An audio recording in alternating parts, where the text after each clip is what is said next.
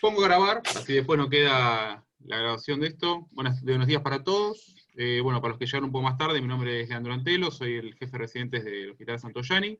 Vamos a presentar la actividad académica de la semana de nuestro hospital, que en este caso tuvimos la suerte de contar con el personal de neumonología también de nuestro hospital y con el personal de la fundación para presentar este paciente a cargo de la doctora Mariana Columnat. Todo tuyo, Mari.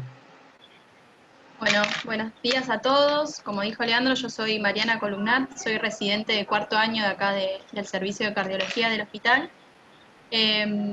Bueno, básicamente lo que vamos a hacer es comentar el caso de un paciente que hemos tenido internado acá en el mes de junio, que nos pareció bastante interesante comentar su caso, y la idea es hacerlo bastante interactivo al Ateneo, y entre todos ir desglosando lo que serían los estudios complementarios que iríamos pidiendo, entre todos debatir qué tipo de patología sospechamos que tiene, como para hacerlo un poquito más dinámico, ¿sí? Bueno. Para comenzar entonces, estamos comentando que es un paciente que tenía 60 años, como factores de riesgo, él era diabético tipo 2, insulino requiriente, extabaquista severo, dislipémico, sedentario. Como antecedentes cardiovasculares, en el año 2018 tuvo una internación por un episodio sincopal. En este contexto a él se le hace diagnóstico al examen físico y por parámetros de signos vitales que tenía una hipoxia bastante severa, asociado a una disnea que él refería más o menos 3 años de evolución en clase funcional 2-3, así que empieza a ser estudiado de forma ambulatoria por el servicio de neumonología y requería incluso oxigenoterapia de forma permanente. Venía medicado con NPH que se aplicaba una vez al día, rosuvastatina, aspirina y furosemida. Él consulta a la guardia externa por progresión de su disnea habitual, que pasó de clase funcional 2-3 a clase funcional 4, asociado a edemas en los miembros inferiores y aumento del perímetro abdominal. Nosotros cuando lo vemos en guardia externa constatamos que estaba con signos de insuficiencia cardíaca, más que nada apareció una insuficiencia cardíaca derecha, así que se decide ingresarlo a la UCO. En el examen físico, como hallazgos los que encontramos, él ingresó normotenso, levemente taquicárdico, levemente taquipneico, afebril, pero lo que llamaba la atención era la saturación, que saturaba 83 al reservorio.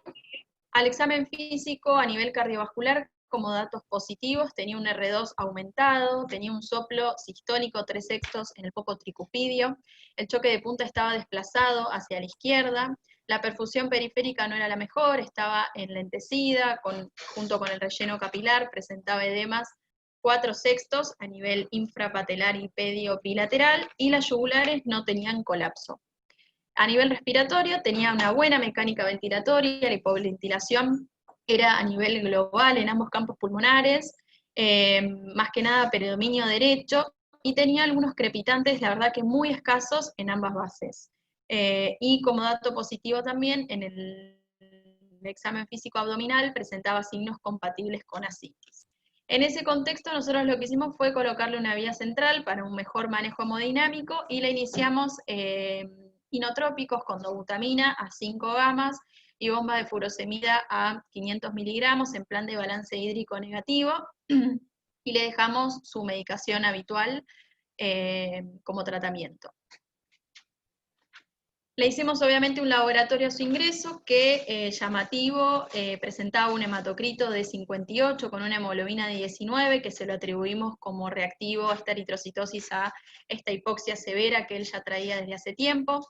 Como otro dato positivo, el hepatograma tenía una bilirrubina total de 1,9, también atribuida por nosotros a la congestión hepática, un coagulograma de 58 de TP con un RIN de 1,3, por el mismo motivo también por el toque hepático, un NT-proBNP elevado, compatible con la insuficiencia cardíaca, pero lo que más llama la atención del paciente es la gasometría, que está realizada al reservorio, que presentaba una alcalosis respiratoria, tenía una hipocapnia marcada de 32,7, una hipoxemia bastante importante de 49,9, saturaba 85,1, esto al reservorio, o sea, aproximadamente una FIO al 100, con una buena saturación venosa central, bastante en el límite inferior, un delta CO2 de 8 y un láctico de 2,1. Pero lo que más nos llamó la atención fue la alcalosis respiratoria, fundamentalmente la hipoxemia severa que presentaba. Como otros estudios, le realizamos también un electrocardiograma, ¿sí? Donde lo que podemos ver es que presentaba un ritmo usal, una frecuencia cardíaca aproximadamente en 120 latidos por minuto. Podemos ver que el eje estaba francamente desviado hacia la derecha, perdón, con un eje más o menos en 120 grados. Tenía una P que impresiona también prolongada de 0,12, que sería compatible con el agrandamiento auricular derecho que sospechábamos que podía llegar a tener. El QRS dentro de todo estaba en el límite, ¿sí? De 0,10, no era un QRS bastante agrandado, pero sí demostraba signos de hipertrofia del ventrículo derecho, y tenía signos de sobrecarga también derecha, con T negativas en D2, D3 ABF y de B1 a B6. Le realizamos una radiografía de tórax, que bueno, es de mala técnica, está rotada, pero lo que llama la atención es que el índice cardiotorácico, si bien a pesar de estar rotada y de no ser la mejor técnica, impresión aumentado, todo a expensas de las cavidades más bien derechas. Vemos también que el botón aórtico está calcificado, ¿sí? Los campos pulmonares, la verdad es que parecen un poco congestivos, lo mismo que los cilios, y los senos costo y cardiofrénicos del lado izquierdo no son evaluables por la técnica, ni tampoco por el tamaño de la silueta cardíaca, pero los derechos parecen libres. Y también vemos una vía venosa central que está normoposicionada a nivel de la aurícula derecha, una yugular posterior. Bueno, con todos estos datos, al ingreso nosotros presumimos, que el diagnóstico de este paciente es una insuficiencia cardíaca derecha que fue descompensada por un tratamiento que estaba insuficiente. Así que lo que hicimos, como dije previamente, fue iniciarle plan de balance hídrico negativo con dobutamina y con bomba de furosemida. La verdad es que empezó a tener una muy buena respuesta diurética. Y ahí es donde abrimos el debate de este paciente, a ver cómo les parecería en base a los resultados de los estudios complementarios que tenemos hasta el momento, los antecedentes del paciente, el interrogatorio, cómo continuarían el estudio, qué estudios complementarios extras le pedirían o le solicitarían como para seguir descifrando qué es lo que tiene el paciente.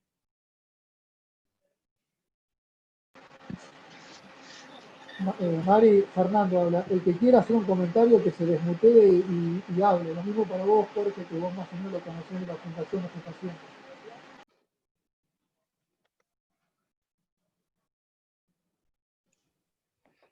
Sí, digamos, uno supone que el paciente estaría recuperado, si está en condiciones o no está en condiciones, no importa, igual le haría un ecocardiograma Doppler bedside, digamos, como para tener un poco de orientación. Ya es un paciente con fallo derecho mayor, porque tiene ascitis, porque tiene impacto hepático, porque tiene edemas miembros inferiores, con una hipoxemia profunda, digamos, que después se estudiará efectivamente, o con mayor profundidad, pero me parece que lo primero que corresponde es hacer un ecocardiograma Doppler para ver dónde estamos parados, ¿no es cierto? Y poder rescatar varios datos que nos podrán orientar, si tiene no malformaciones congénitas, si tiene comunicación intraauricular, interventricular, en fin, si tiene trombos, si tiene signos indirectos de sospecha de hipertensión pulmonar, me parece que es el foco de atención donde hay que ir en primera instancia.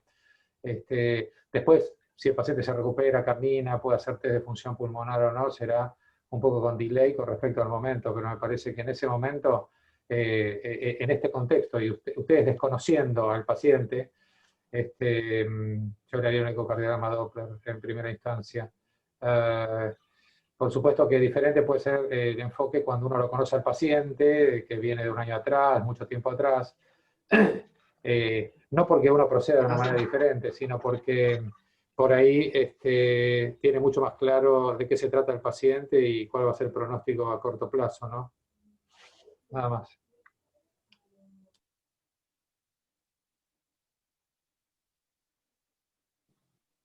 ¿Alguno quiere hacer algún otro comentario?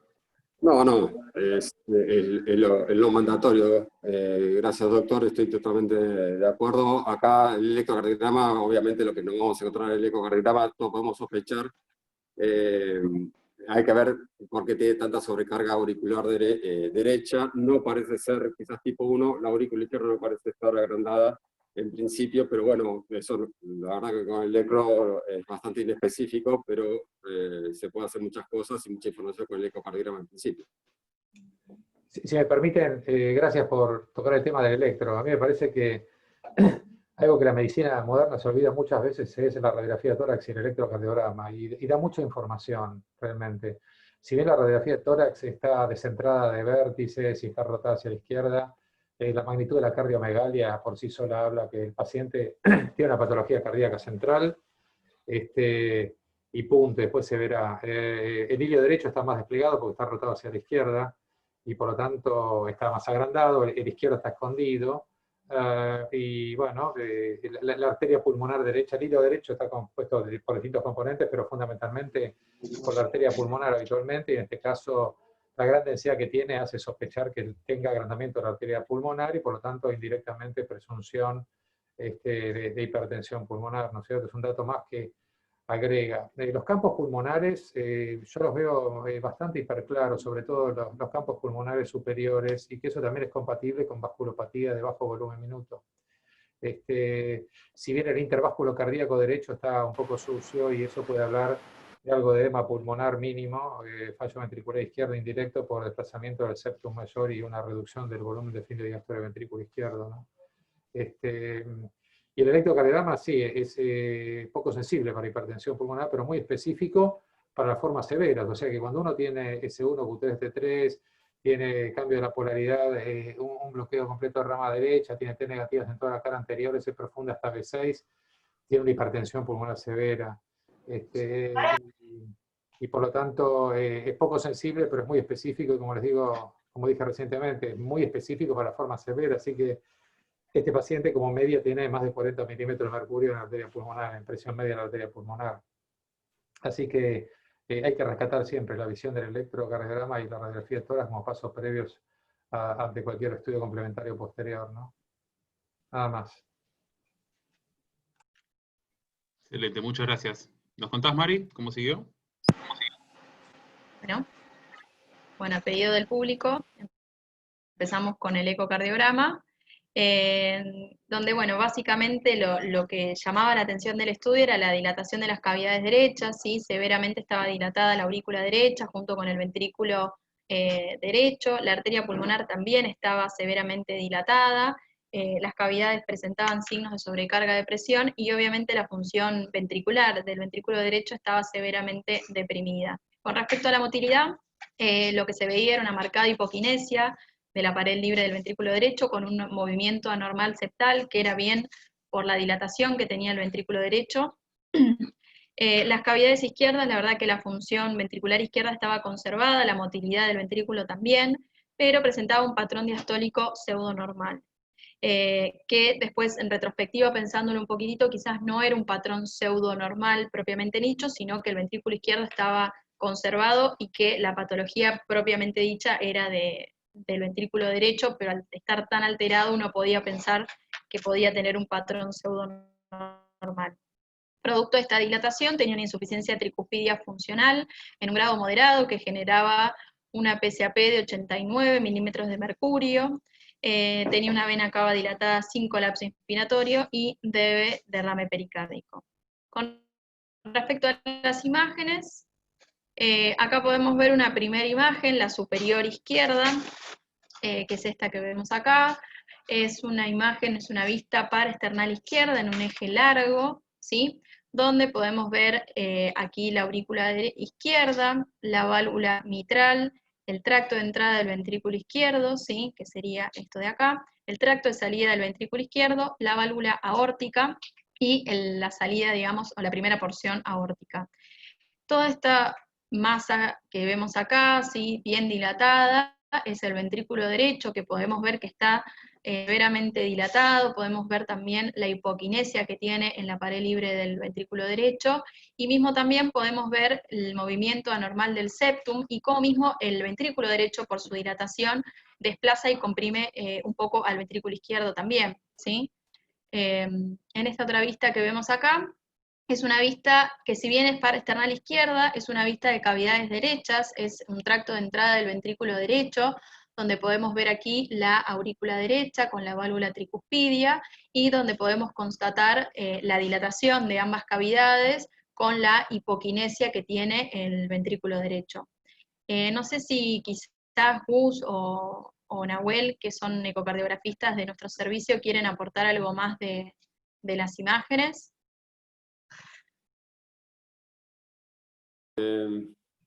No sé si tenés más imágenes. Sí. Bueno, de acá se ve claramente, es importante ver el comportamiento del septum. A ver, poner más imágenes.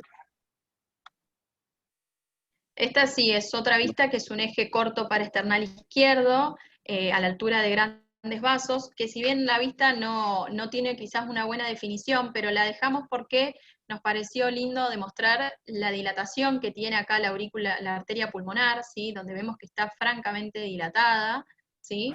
Entonces nos pareció bueno como para demostrar que la dilatación no era solamente de las cavidades derechas, sino también que comprometía la arteria pulmonar.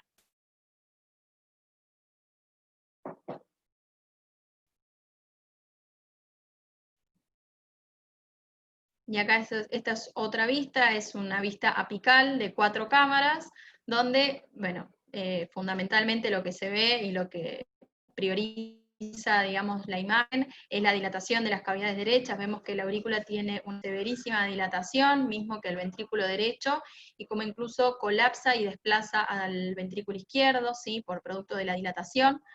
Y lo que hicimos acá fue un zoom aplicado a la válvula tricuspidia, ¿sí? Donde podemos ver que tiene, producto del remodelamiento del ventrículo derecho y la dilatación de las cavidades, que se genera un pequeño área de TENS, y por momentos podemos llegar a ver que no hay una buena coaptación valvar, y que es lo que termina generando esta insuficiencia tricuspidia de grado moderado que referimos previamente. Y acá sí, estas son las imágenes, Gus. Sí, sí, bueno, esto confirma parte, bueno, casi todo lo que los hallazgos electrocardiográficos es meramente algo de derecho, casi estrictamente. Notorio también el abombamiento del tabique interauricular hacia la izquierda, perdón, sí, hacia la izquierda, y lo que quería hacer mención, además de tener un derrame pericárdico leve, lo que quería hacer mención es que la función del septum interventricular, la interdependencia entre del septum interventricular, que causa disfunción diastólica del ventrículo izquierdo. Lo que Mariana describió como patrón pseudo-normal está ocasionado por una dificultad del llenado del ventrículo izquierdo secundario al septum, al movimiento del septum paradojal, o sea, por la sobrecarga del ventrículo derecho. Entonces, ese ventrículo izquierdo tiene dificultad en llenarse, probablemente tenga presiones de llenado de fin de diástole elevadas, secundaria a la interdependencia septal. No sé si quedó claro el concepto, Mariana. Sí, sí, sí. Gracias, Gus. Si alguno de los doctores quiere hacer algún otro comentario en este momento, o si continuamos, como ustedes deseen. Yo creo, un comentario, tiene muchos elementos para presumir que tiene repercusión severa sobre cavidades derechas por hipertensión pulmonar. A la pauta, bueno, la presión sistólica estimada en la arteria pulmonar es extremadamente elevada, pero bueno, tiene elementos de mal pronóstico, ¿no?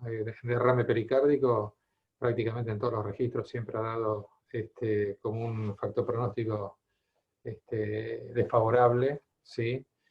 Y el agrandamiento de la aurícula derecha también, digamos, de las muchas variables que puede aportar un ecocardiograma, el derrame pericárdico y el área aurícula derecha son los que en forma no invasiva tienen el peor pronóstico.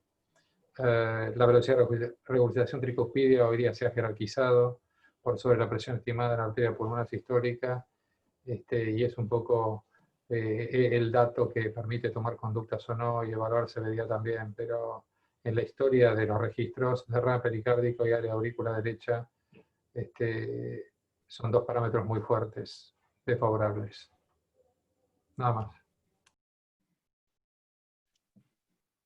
Muchas gracias, doctor Calema. Bueno, Mari, seguimos. Bueno, nosotros estos son estudios que el ecocardiograma nosotros se lo hicimos en la internación, pero el paciente a los días de estar internado nos aportó todos los estudios previos que se venía realizando de forma ambulatoria como parte de su estudio de la hipoxia y de la hipertensión pulmonar, que él ya tenía diagnóstico previamente, así que paso a aportárselos. Dentro de los estudios que nos aportó tenía un cateterismo derecho, donde las presiones de la aurícula derecha estaban dentro de todo conservadas, pero podemos ver que las presiones del ventrículo derecho ya empiezan a estar severamente aumentadas. Tenía una presión sistólica de 63 con una media de 32, y una arteria pulmonar con una presión sistólica de 79 con una diastólica de 32, que generaba una presión pulmonar media de 46, ¿sí? Ya siendo diagnóstico de hipertensión pulmonar. Recordemos que el punto de corte es mayor a 25, y tenía una presión de wedge de 15, ¿sí? Dentro de los otros parámetros medidos durante el cateterismo, podemos ver que tenía un volumen minuto de 4,8, que si bien estaba dentro del valor normal, está en el límite inferior, mismo que el índice cardíaco. Las resistencias pulmonares podemos ver que también estaban aumentadas, ¿sí? Y las resistencias sistémicas, dentro de todo, estaban dentro de los valores normales.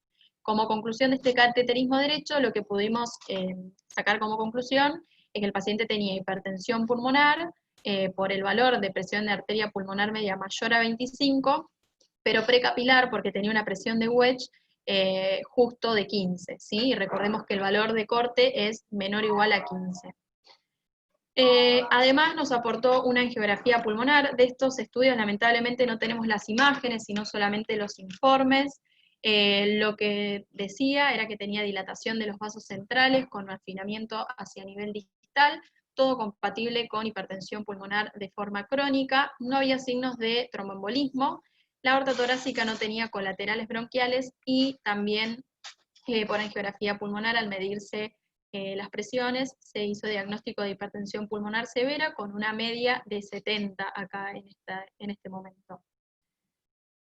Además, como parte del estudio, y por la edad del paciente, por el antecedente de tabaquismo, y como parte, digamos, del complemento de estudios, se realizó una cinecoronariografía, donde se ve que tenía una lesión severa a nivel distal de la coronaria derecha, que era el único vaso que tenía comprometido, que no se trató en ese momento, fue solamente diagnóstica.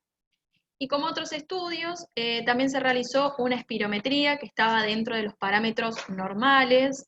Realizaron también un test de caminata de 6 minutos, que fue francamente anormal. El paciente recorrió 305 metros, y él ya basalmente presentaba una desaturación previa a comenzar el estudio de 77%, y al empezar la caminata a los 6 minutos, la última medición fue de 63% después de haber caminado 6 minutos, o sea, fue francamente anormal.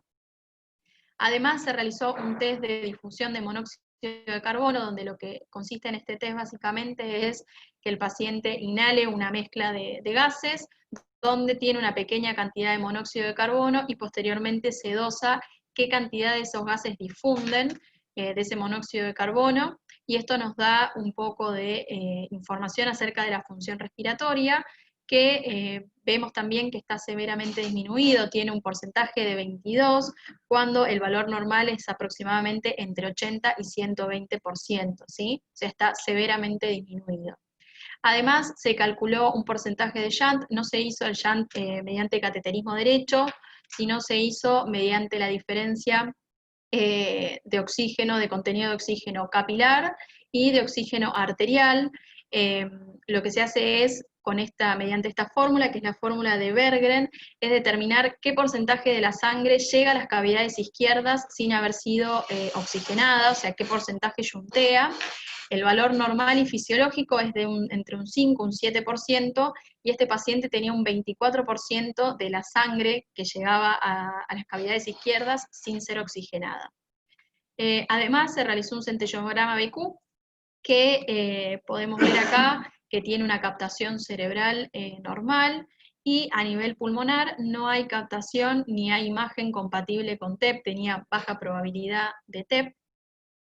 Además, se realizó una tomografía de tórax, donde lo que podemos ver es que presentaba un patrón de enfisema, ¿sí?, generalizado, no presentaba ninguna adenomegalia ni ganglios a nivel torácico, y es a partir de estas imágenes, que no tenemos una imagen puntual del shunt, pero es a partir de estas imágenes que se empieza a sospechar la probable presencia de alguna fístula o algún shunt que estuviera comunicando la circulación pulmonar con la circulación sistémica. En el informe oficial, por decirlo mal y pronto, no está informado, pero después, por la sospecha, el equipo, digamos, habló con la gente que informó el estudio, y de forma extraoficial dijeron que podía llegar a haber alguna imagen dudosa. Por eso es que se pidieron otros estudios para terminar de certificarlo, pero bueno, lamentablemente no se llegó a corroborar. Y por último, se realizó un ecodoppler abdominal, que si bien no presentaba signos de hipertensión portal, tenía una vena porta que estaba en el límite, era de 12 milímetros, cuando el valor de corte es 13, pero me pareció importante destacar que la sensibilidad que tiene este estudio es de un 40% nada más, y que en estadios ya muy avanzados de hipertensión portal, los valores empiezan a disminuir, no hay tanta dilatación de la vena porta, y las velocidades por Doppler tampoco están tan elevadas, así que puede ser un falso negativo. Bueno, con respecto a la evolución del paciente, ya acá en nuestra internación, como dije, él empezó en plan de balance hídrico negativo con furosemida y dobutamina. Al otro día, por parámetros de laboratorio, vimos que había empezado a deteriorar los parámetros del ácido láctico, la saturación venosa central, el delta PCO2, como parámetros de yoco oculto y de bajo gasto, así que eso nos avaló aumentar la dosis de dobutamina a una dosis bastante elevada de 11 gamas. Y lo que hicimos fue, como la verdad es que venía orinando muy bien, para evitar una desprecarga brusca, teniendo en cuenta que tenía una función ventricular derecha severa, se bajaron un poco los diuréticos como para evitar desprecargarlo bruscamente. El día 16, el paciente la verdad es que venía evolucionando de forma estable, seguía compensado. Le hicimos BNI como para mejorarle un poco la semiología respiratoria, la saturación. Con eso, francamente, el paciente clínicamente mejoró, y mismo mejoró la saturación por pulso y la oxemia dosada por gases, con una FIO ya al 30 y no al 100% como venía previamente. El día 17, este paciente estaba en plan de volver a realizar un nuevo cateterismo derecho para hacer una buena medida del QPQS, para volver a medir presiones y ver a ver si se podría llegar a ver la fístula, hacer una nueva angiografía en el mismo procedimiento. El tema es que cuando el paciente se traslada al procedimiento, presenta un episodio sincopal que se atribuyó a hipotensión ortostática, así que se decidió suspender el procedimiento por ese día. El tema es que evoluciona posteriormente con insuficiencia ventilatoria, requiere intubación de urgencia y conexión ARM, pero lamentablemente después presenta una bradicardia extrema y no responde a las maniobras de RCP, así que fallece ese mismo día. No sé si hasta acá alguien tiene alguna pregunta del caso clínico, quiere agregar algún comentario, decir algo más. Sí, yo quería hacer algunos comentarios. ¿Podés colocar la diapositiva que muestra los exámenes complementarios? Creo que son 2 atrás o 3 atrás.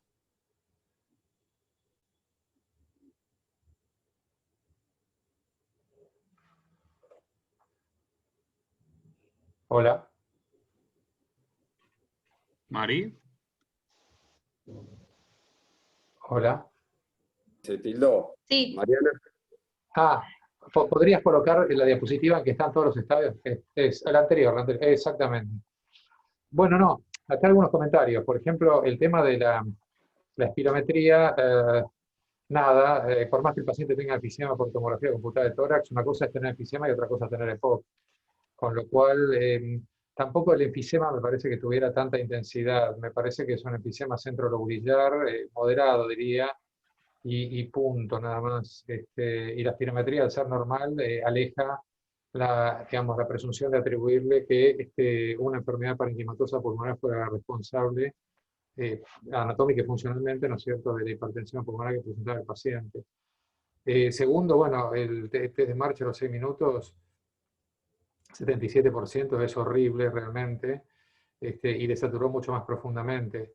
Aquí un poco la medicina se divide en si tiene sentido hacerle un test de marcha a 6 minutos o no, un paciente que ya basalmente empieza con 77%, porque seguramente va a desaturar más profundamente con cierto riesgo para el paciente si llega a valores de nadir muy profundos, aunque la contrapartida dice que el paciente vivió, ¿no es cierto?, en este mundo, el sujeto caminando y caminando y seguramente no percibía las saturaciones profundas y por lo cual hay una adaptación crónica mitocondrial a la hipoxia crónica. Y en eso se dividen las aguas, ¿no es cierto? Lo cierto es que es un paciente con hipoxemia profunda y una desaturación que profundiza aún más la desaturación en la medida que el esfuerzo genera un incremento del volumen minuto. La difusión de monóxido de carbono lo que trata de evaluar es la indemnidad alveolo-capilar. Y como no tiene una enfermedad alveolar importante, queda que solamente está disminuida por un componente capilar. Y eso se ve, las profundas disminuciones, tanta intensidad de disminución de la difusión de monóxido de carbono, se ven en vasculopatías pulmonares y en intersticiopatía. Como el paciente no tiene intersticiopatía, porque la tomografía no lo muestra, tiene vasculopatía pulmonar. El shunt, no sé de dónde has extraído ese dato, pero nosotros lo habíamos calculado. Acá en el mes de marzo se hizo una serie de gasometrías arteriales en aire ambiente, y titulando oxígeno, y finalmente respirando oxígeno al 100%. Y bueno, respirando oxígeno al 100%, la P2 arterial llegaba a los 80 milímetros de mercurio, cuando la basal era de apenas 39 milímetros de mercurio, o sea, niveles muy incompatibles con la vida, verdaderamente, o al menos intensamente patológicos, que fueron tolerados por el paciente a lo largo de los años, pero que pagó un precio que fue seguramente el desarrollo de hipertensión pulmonar.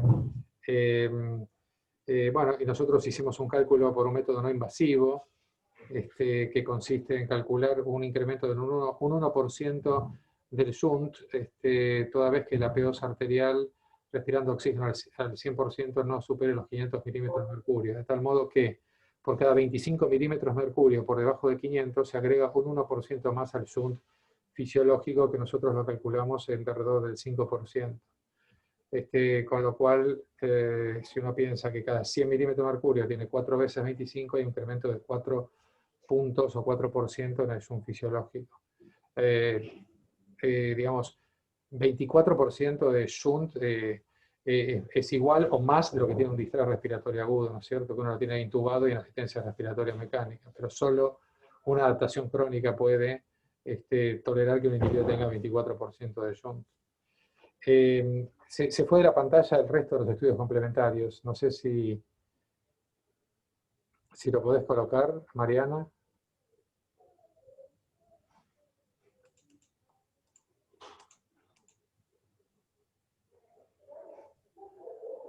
Hola. Ahí está compartiendo de vuelta, un segundito. ¿Ustedes la ven? Ahí está, perfecto. El centellograma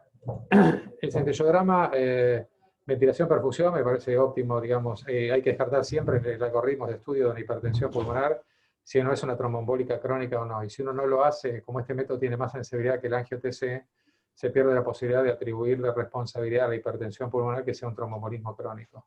Y el hecho de que la captación cerebral fue pedida porque en un momento del estudio, digamos, el año pasado, se le pidió cuando Fernando lo vino a presentar acá en el Ateneo de Hipertensión Pulmonar de Fundación Favaloro, semejante hipoxemia, digamos, plantea la necesidad de descartar si no hay de hecho, bueno, hay un shunt derecha-izquierda, ¿no? Pero plantear si era un shunt intracardíaco o intrapulmonar. Se le hizo un ecocardiograma con burbujas, que fue negativo, y que es más sensible que centello, ventilación, perfusión, pero en algunos casos hemos visto que cuando las burbujas no son muy definidas, el centello de perfusión cerebral, si este tiene una captación mayor del 6% de las partes por millón de todo lo que se inyectó, es compatible con un shunt intratorácico, ¿sí? Después uno discriminará por el test de burbujas si es antes, igual o inferior al tercer latido o después del tercer latido, si el shunt es intracardíaco o intrapulmonar. En este caso el test de burbuja había sido negativo y el centellograma cerebral también era negativo, con lo cual la causa de la hipoxemia evidentemente no estaba dentro del tórax. Y creo que de todos los cuadraditos que mostraste ya comenté todos.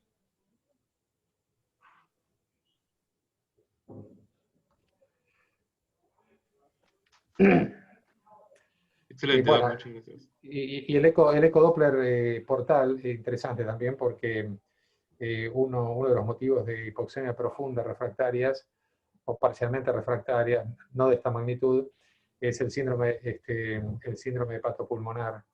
Pero siempre tiene que cursar con la presencia de hipertensión portal y el paciente no tenía hipertensión portal, con lo cual, al margen de que un paciente tenga no cirrosis hepática, porque al principio se describió con cirrosis hepática, después se describió y se vio que había pacientes que no tenían cirrosis, que tenían hipertensión portal, y que esto justificaba el desarrollo de vasodilataciones intrapulmonares, lo que en definitiva en la medicina se llamó síndrome hepatopulmonar. Con lo cual el paciente no tenía hipertensión portal por eco Doppler abdominal, y eso alejó la presunción de que la hipoxemia refractaria que tenía el paciente pudiera responder a esta etiología. Nada más. Muchas gracias, Doc. No sé si Fer querés comentar algo, o Gus. Si no, continuamos. No, ya todo lo que dijo Jorge, mejor que él, imposible. Yo lo conocía bien porque es un paciente que no cerraba. Solamente, no sé, Jorge, cuando yo lo vi por primera vez, que vino al consultorio con 70 de saturación y tenía esa difusión tan baja, yo no tenía la tomografía, y yo uno de los primeros diagnósticos que pensé si no tenía una enfermedad veno-oclusiva por el nuevo algoritmo que dice NISA de tener difusión severamente caída, hipoxia refractaria o hipoxia severa, pero después cuando vino la tomografía se discutió con Rossi y no tenía los signos indirectos que pone como enfermedad veno-oclusiva, que fue el primer diagnóstico que nosotros sospechamos acá cuando no teníamos la tomografía, porque yo no había visto nunca un paciente que venga caminando con 70% de saturación. Pero como vos siempre comentás que la enfermedad veno-oclusiva uno no la encuentra siempre, no la sospecha siempre, y bueno, y esta vez fue el primer diagnóstico que nosotros pensamos acá hasta que después hicimos la tomografía de tórax y vimos que no correspondía.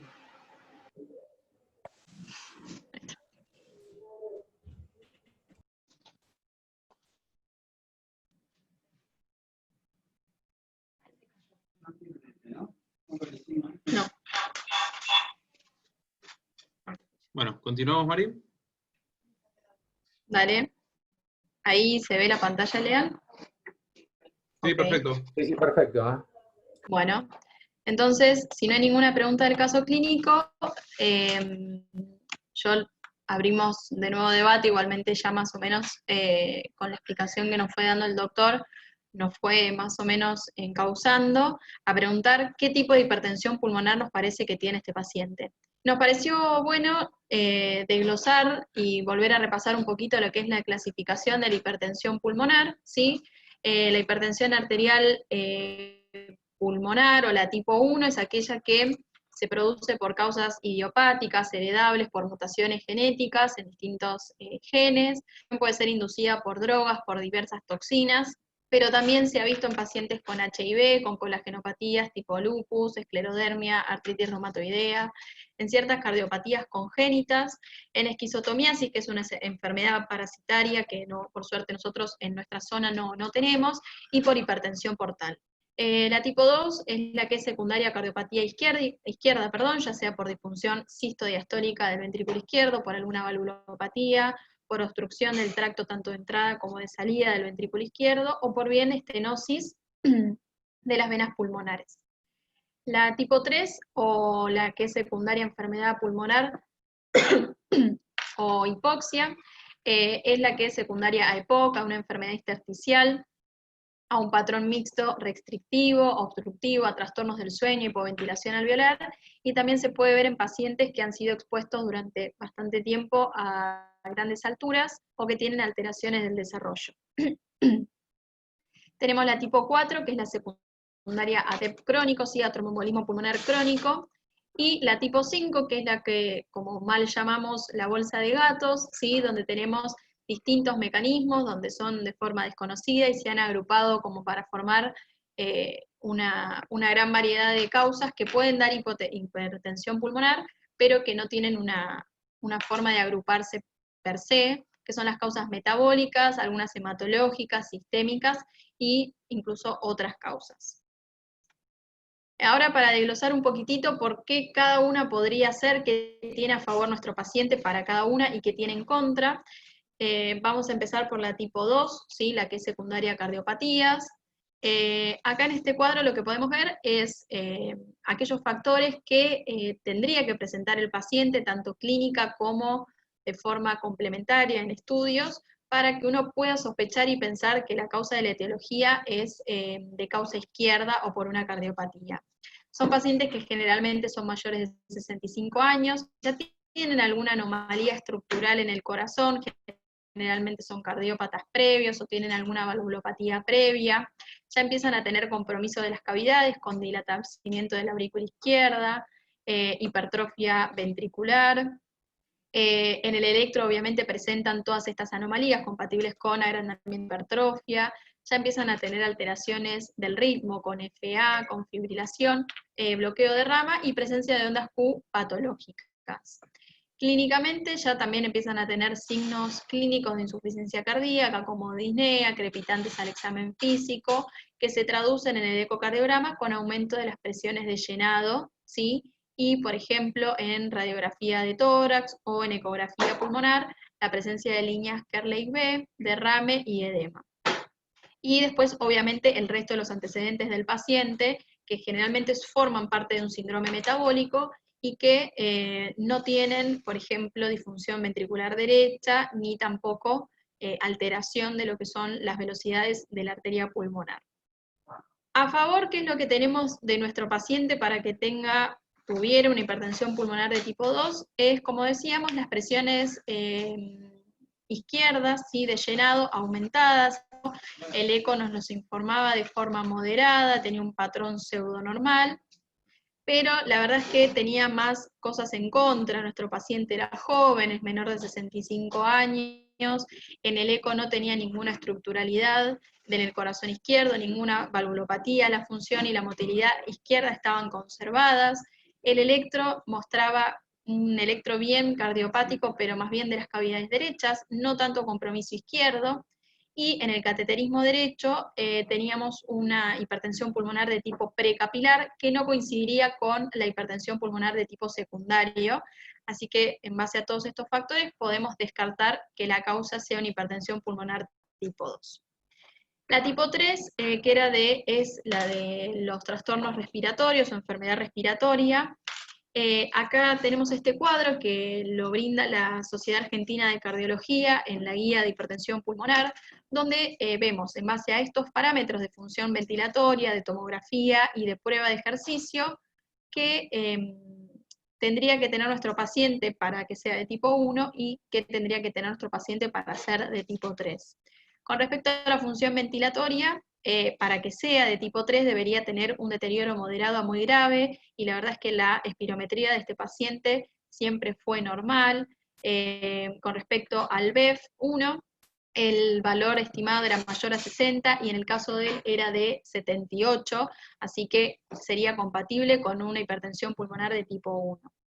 Con respecto a la tomografía, ¿sí? Para que sea tipo 3, alteraciones características del parénquima pulmonar, esto sí sería compatible. Nuestro paciente tenía enfisema pulmonar, que es lo único que no coincidiría con tipo 1, que tendría que tener un intersticio normal, un parénquima normal, sin alteraciones de la vía aérea. Y con respecto a lo que son las pruebas de ejercicio para hacer un tipo 3, debería tener agotamiento de las reservas, reducción de la reserva respiratoria, una oxigenometría por pulso normal, ¿sí? Con una saturación venosa mixta, y una PCO2 aumentada durante el ejercicio. Sin embargo, nuestro paciente, él tenía una saturación por pulso disminuida, tenía también una saturación mixta en el límite inferior, la PCO2 no estaba aumentada, sino que al contrario, estaba disminuida, y estos son todos signos compatibles con una hipertensión pulmonar del tipo 1. Así que el antecedente de tabaquismo severo, la tomografía con enfisema severo y un test de difusión de monóxido de carbono severamente disminuido, pero en contra es todo lo que dijimos antes, la espirometría es normal, no tenía ninguna intersticiopatía en las imágenes pulmonares, ni ninguna de estas características que mencionamos previamente para ser del grupo 3. Con respecto a la tipo 4, que son las tromboembólicas, ¿sí?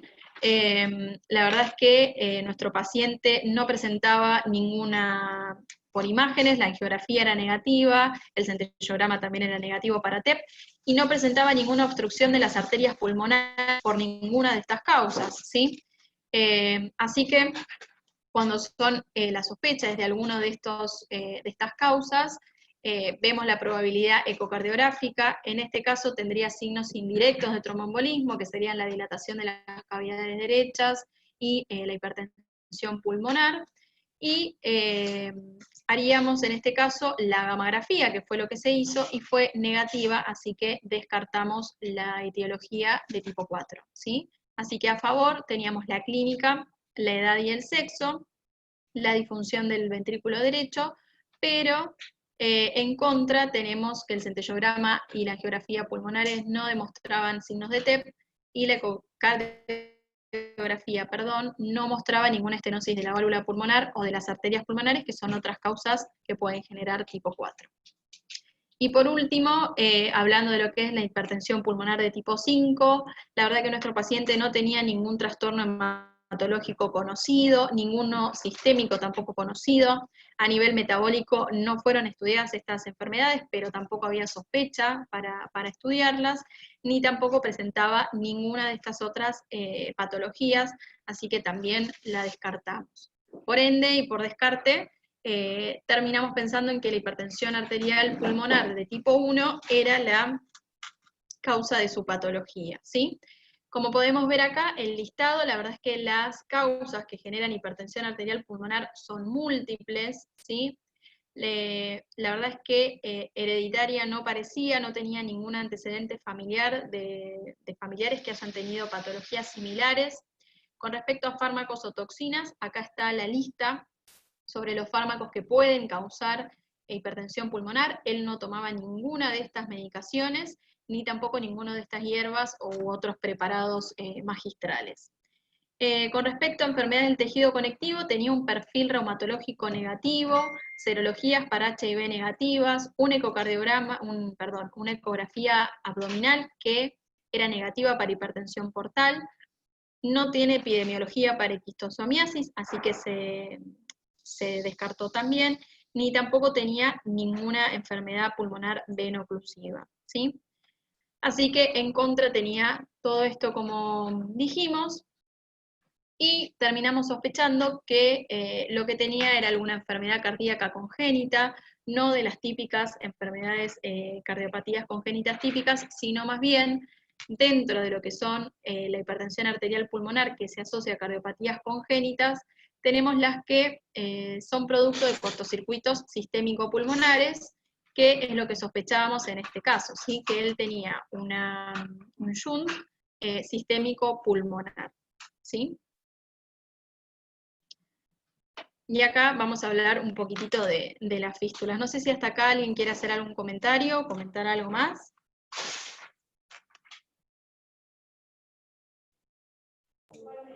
Yo quería comentar que en el mes de mayo, el 28 de mayo, el paciente se hizo en el servicio de hemodinamia aquí un cateterismo cardíaco derecho con angiografía pulmonar, con cinecoronariografía y con una ortograma. Un poco para tratar de restadificar la hipertensión pulmonar. La hipertensión pulmonar, los parámetros eran que tenía en una aurícula derecha con una media de 21, una arteria pulmonar de 70-40 con una media de 50, muy similar a la que tenía previamente, y una Wedge de 11 milímetros de mercurio, con un volumen minuto de 2.3 y un índice cardíaco de 1.29, y con resistencia vasculares pulmonares de 1356. O sea que el paciente, entre el cateterismo cardíaco derecho del año pasado y el de este año, se había deteriorado intensamente, realmente, y ahí estaba la explicación de por qué el paciente entró con un síndrome de bajo volumen minuto y fallo derecho mayor cuando ingresó a la unidad coronaria de ustedes. Se le hizo angiografía pulmonar derecha e izquierda con el objeto de evaluar si había tromboembolismo o si había malformaciones arteriovenosas pulmonares, y esto fue absolutamente normal. Se hizo el aortograma con el fin de buscar si había comunicaciones sistémico-pulmonares, y el aortograma fue normal, y se hizo la cinecoronografía que detectó que la coronaria derecha era dominante y presentaba lesión severa distal. Eso fue con lo que, al menos al cierre de mayo, teníamos los datos para tratar de responder a algunas de las varias preguntas que habían quedado pendientes desde el año pasado, ¿no? Nada más. Perfecto, Doc, muchas gracias. Bueno, si quiere terminamos con la última parte de la presentación y después ya hacemos los comentarios y ponemos en conjunto todo el paciente en su totalidad, o hasta lo que pudimos averiguar de él. ¿Querés seguir, Mari? Bueno. Entonces, respecto a las fístulas sistémico-pulmonares, que es lo que sospechábamos de este hombre, como generalidad son anormalidades vasculares que comunican, como bien dice su nombre, la circulación sistémica con la pulmonar. Son sumamente raros, la verdad que tienen una incidencia bajísima, ¿sí? En aproximadamente un 10% de los recién nacidos vivos, y el total de las cardiopatías congénitas, ¿sí? Más o menos entre un 50 y un 60% son cortocircuitos sistémico-pulmonares. La verdad es que no es algo que sea muy, muy frecuente. La verdad que estos pacientes que presentan estas cardiopatías, al avanzar en su vida sin ser diagnosticados, de un 5 a un 10% van a evolucionar al síndrome de Eisenmenger, ¿sí? Y van a presentar hipertensión arterial pulmonar en la edad adulta, ¿sí? Pueden ser congénitos, la mayoría son congénitos, pero también estos trastornos pueden ser adquiridos producto de traumatismos, por un TEP crónico, por neoplasias o infecciones que generan alteración de lo que es la estructuralidad pulmonar y comunican ambas circulaciones. Con respecto a lo que es la fisiopatología de cómo se generan, vamos a tener una comunicación basal de izquierda a derecha, ¿sí? Sistémico-pulmonar, que va a generar una exposición permanente de la vasculatura pulmonar al hiperflujo sanguíneo. Esto va a generar una reactividad pulmonar con aumento de las presiones por esclerosis de los vasos, hipertrofia de los vasos pulmonares, dando la arteriopatía pulmonar obstructiva, lo que genera aumento de las resistencias y obviamente genera, ya después de un largo tiempo de evolución, el síndrome de Eisenmenger con la inversión del shunt de derecha a izquierda. Clínicamente se va a presentar como se presentó nuestro paciente, pueden tener hemóptisis sin signos de insuficiencia cardíaca derecha, palpitaciones por la presencia de arritmias, síncope, intolerancia al ejercicio, la hipertensión pulmonar, son predispuestos a tener mayores infecciones pulmonares, tienen eritrocitosis, hipoxemia severa, fatiga, disnea y cianosis, y en general estos pacientes cursan asintomáticos durante los primeros 40, 50 años de vida, y a partir de esta edad es que empiezan a manifestar los síntomas, que es lo que, si recordamos un poquito, pasó con nuestro paciente. El diagnóstico, obviamente, en primera instancia es el ecocardiograma como primera sospecha, donde vamos a ver la repercusión cavitaria derecha, donde vamos a empezar a descartar otras valvulopatías o cardiopatía izquierda y empezar a tener la sospecha de la hipertensión pulmonar y la repercusión cavitaria derecha. Por otro lado, la angiotomografía computada, la verdad que esto es en tomógrafos de alta resolución y que tienen varios cortes, en muchos de estos estudios se puede ya llegar a evaluar la presencia de estas fístulas, pero el gold estándar es la angiografía pulmonar, donde generalmente ahí ya se visualiza. El tratamiento de estas fístulas obviamente es tratar de cerrar este shunt para evitar que siga habiendo compromiso sistémico y pulmonar. Con respecto al tratamiento médico, es el tratamiento de la infección pulmonar, ¿sí? con inhibidores de la fosfodiesterasa, análogos de las prostaglandinas y antagonistas del receptor de endotelina, fundamentalmente en bosentan, que han demostrado mejorar la capacidad funcional y la calidad de vida de los pacientes. En caso de que requirieran oxigenoterapia domiciliaria, cuando tienen eritrocitosis, muy importante, las flebotomías, que esto está un poco en discusión, pero algunos autores lo plantean, y como medidas generales, obviamente, la anticoncepción en las mujeres para evitar el embarazo, la rehabilitación cardiopulmonar, y en ciertos casos evaluar la anticoagulación para evitar el síndrome de hipercoagulabilidad. El tratamiento invasivo es el definitivo, con el cierre del shunt, que puede hacerse mediante embolización, puede ser quirúrgico, y cuando fallan todos estos tratamientos y el paciente persiste sintomático, se puede plantear la posibilidad de un trasplante bipulmonar o cardiopulmonar, pero recordemos que tienen una altísima mortalidad estos pacientes y muchos mueren antes de que llegue el trasplante. Bueno, esto ya más o menos lo comentamos recién. Pero para resumir un poquitito, si bien nosotros sospechábamos que la fístula era sistémico pulmonar, revisando un poco la bibliografía, terminamos pensando en que lo que tenía era una fístula o una anastomosis venosa portopulmonar. Si bien nuestro paciente en la ecografía no tenía hipertensión pulmonar, como ya hemos dicho, él ya tenía un previo estudio donde en una ecografía previa parecía tener un hígado cirrótico, que después en una segunda ecografía no fue así. La vena cava estaba en el límite superior, en el normal, tenía una vena cava de 12,5 cuando el valor de corte es de 13. Las velocidades estaban aumentadas por Doppler, pero siempre en el límite superior de la normalidad, nunca la sobrepasaban. Y recordando que la sensibilidad del estudio es de un 40%, y revisando la bibliografía, decidimos o pensamos que la causa era justamente una anastomosis portopulmonar. ¿Qué es? Es básicamente una conexión vascular entre el sistema venoso portal y las venas pulmonares, ¿sí? Es una de las 3 causas de shunt izquierda-derecha e hipoxemia dentro de lo que es la patología hepática crónica, como el síndrome hepatopulmonar y la anastomosis transpleural.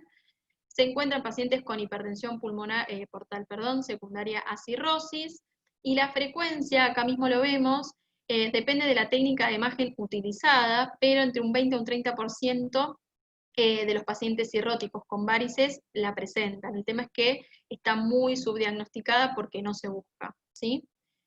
La fisiopatología es más o menos similar a la que describimos previamente, ¿sí? La hipertensión portal provoca una inversión del flujo sanguíneo, dilatación de todo el sistema vascular posterior, ¿sí? Y generando una anastomosis con un sistema de baja presión que sería el pulmonar. Obviamente va a haber alteración de la gasometría, que esto va a depender mucho del tamaño del shunt, del calibre de los vasos, y qué porcentaje de sangre shuntea de sangre carboxigenada.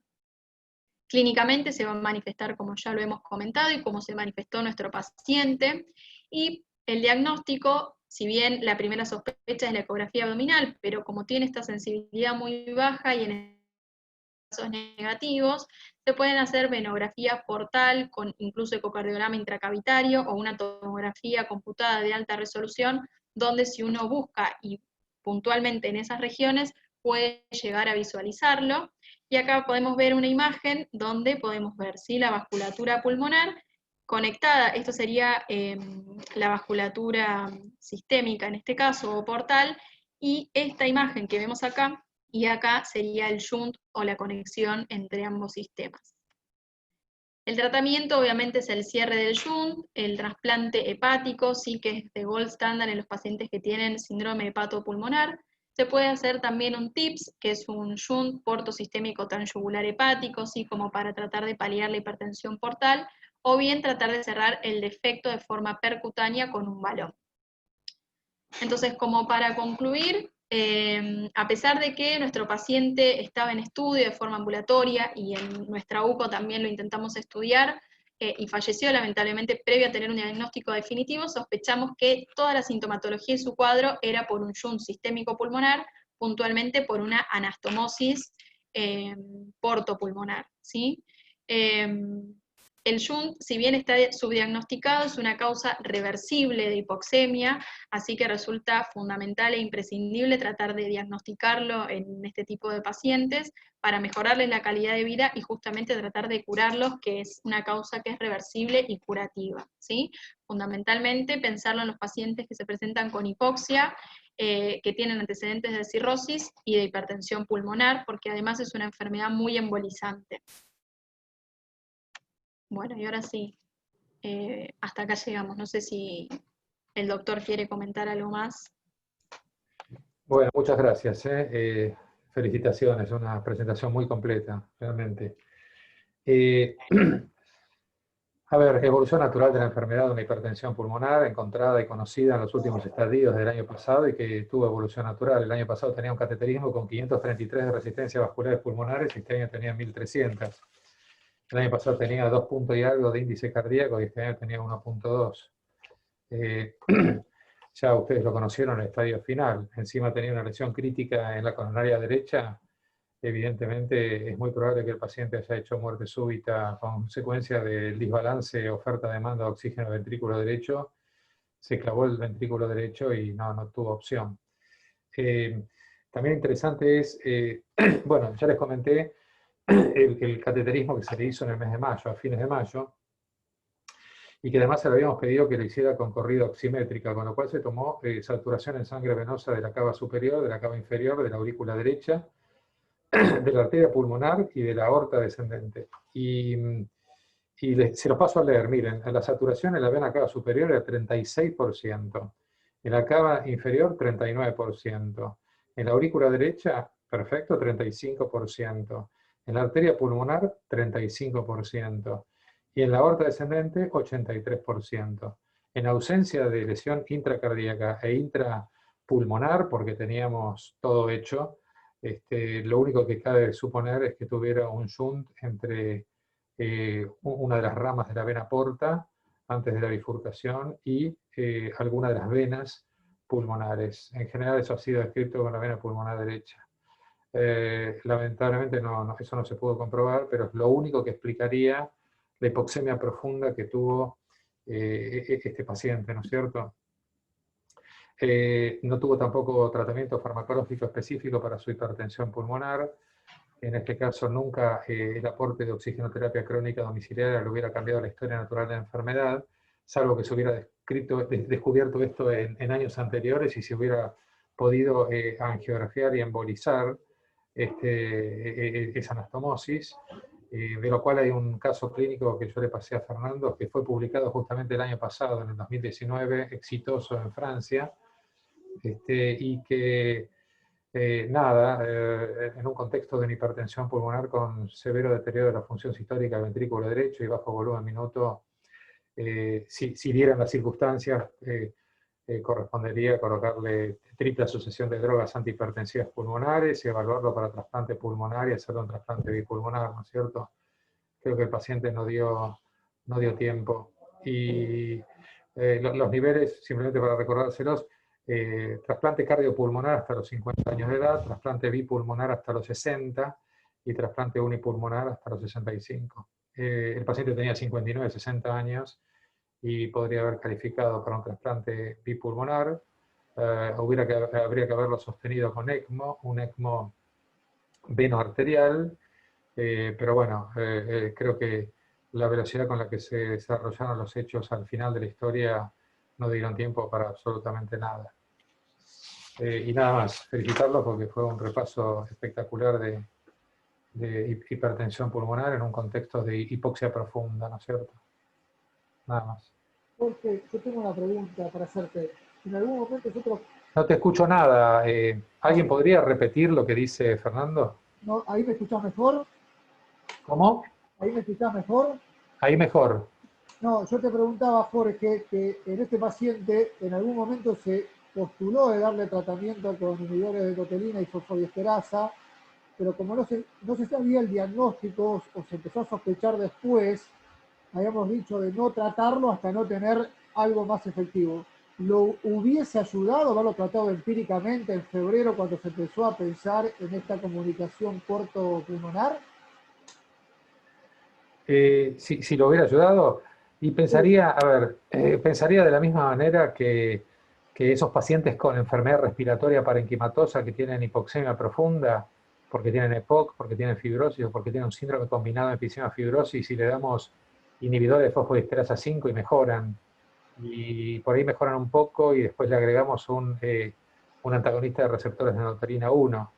La verdad que no sé, no te lo podría decir. Sería extrapolable a lo que son la comunicación interauricular o intraventricular, o sea, síndrome de Eisenmenger con hipertensión pulmonar, donde califican para tener Bosentan, sildenafil y lo que venga, y hasta, epoprostenol endovenoso. También, mirá qué paradoja, ¿no? Conocimos la coronaria derecha con una lesión crítica distal en mayo de este año. Por ahí si uno le hubiera colocado empíricamente sildenafil o tadalafil, que está contraindicado en presencia de cardiopatía isquémica no resuelta, se hubiera provocado la muerte del paciente por haberlo recibido. No creo que por 4 o 5 meses de no tratamiento hubiera cambiado demasiado la historia. Pero es un paciente de riesgo elevado, y los de riesgo elevado, de acuerdo a NISA 2019, 2018, 2019, requieren doble o triple terapia que incluya un prostanoide parenteral. No hay mejor droga que el epoprostenol. Gracias, Jorge. No, por favor. Muchas gracias a ambos. No sé, Gustavo, ¿querés algún comentario más? Gastón, que te veo por ahí conectado. Yo quería decir No, una cosita, un comentario nada más. Este paciente estaba en plan de evaluación para trasplante. De hecho, él se interna, creo que fue un sábado, y el paciente el viernes de la semana siguiente tenía el turno para ser evaluado en fundación, para empezar con el prequirúrgico y toda la evaluación pre-trasplante. Pero bueno, no llegó.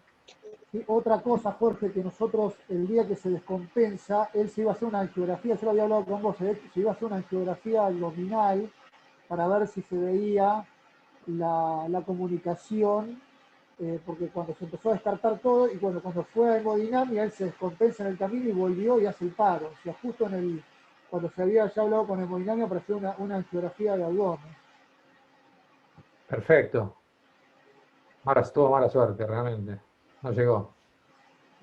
Perdón, Gus, ibas a comentar algo. No, excelente, muchas gracias, doctor. Es concluyente el último dato de la diferencia oximétrica de ambas cavas. Tenemos mucha información, gasometrías, zooms, anatomía. En realidad, ver imágenes, quizás las burbujas es de mucha utilidad, si bien fueron negativas. Nosotros estamos acostumbrados a hacerlas por miembros superiores, y quizás si hubiese las burbujas por vena femoral, en una de esas pudo haber encontrado, pero bueno, acá es sumamente difícil. Nos faltó las imágenes, pero la verdad que las gasolías fueron bastante contundentes, la verdad que muy interesantes. Muchas gracias. Bueno, muchas gracias a todos. ¿Quieren alguno hacer un comentario final? Si no, damos por concluido el Ateneo. No, yo agradecerle a Jorge, que siempre nos da una mano cuando tenemos este tipo de pacientes, de que podemos ir a la fundación a presentarlo, y nada, tiene el teléfono, el mail, siempre nos da una mano, y agradecértelo por haber participado y estar una hora acá con nosotros. Muchas gracias, Jorge.